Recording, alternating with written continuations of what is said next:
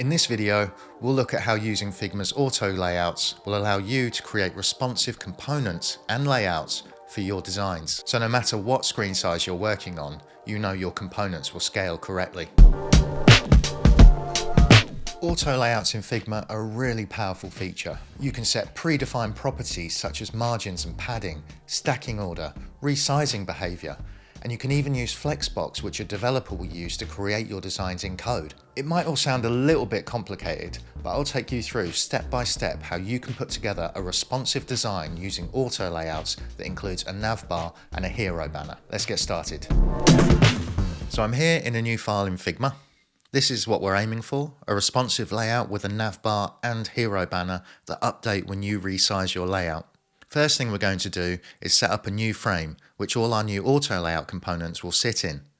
So I'll hit the F key, slide on over to the Properties Inspector, and select Desktop. I want this frame to be an auto layout, so I'll click the plus button next to the auto layouts here. I'll change the width and height from hug to fixed.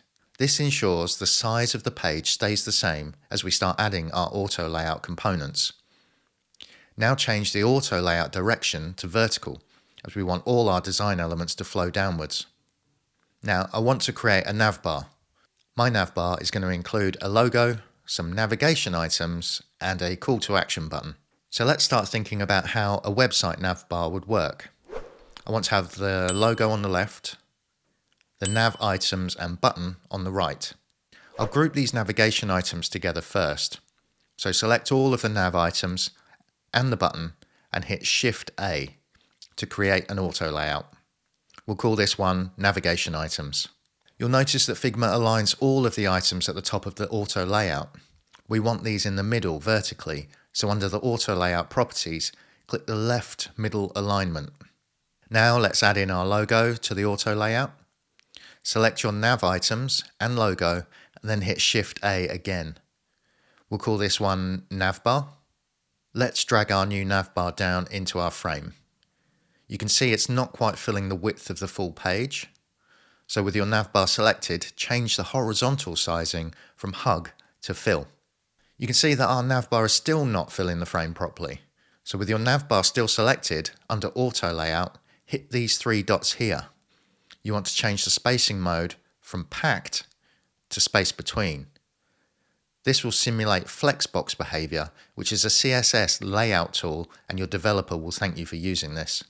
It's all a little tight around the navbar, so I can use auto layout to add a bit of padding.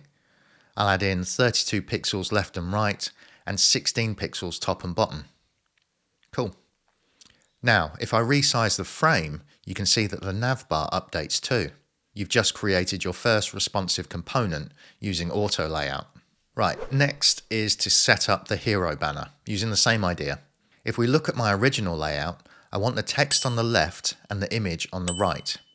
So I'll select all of my text components here and hit Shift A again to put them in auto layout. Now I'll select our new text layout and the image together like this and hit Shift A again to put all of that inside an auto layout. I'll call this one Hero Banner. Now let's drag this into our auto layout frame and see how it looks.